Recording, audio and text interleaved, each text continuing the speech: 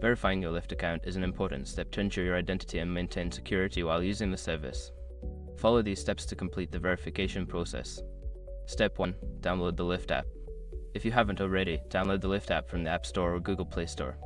Install the app on your smartphone to get started. Step 2. Create an account. Open the app and select Sign Up. Enter your phone number, email address, and create a password. Follow the prompts to complete your account setup. Step 3. Verify your phone number.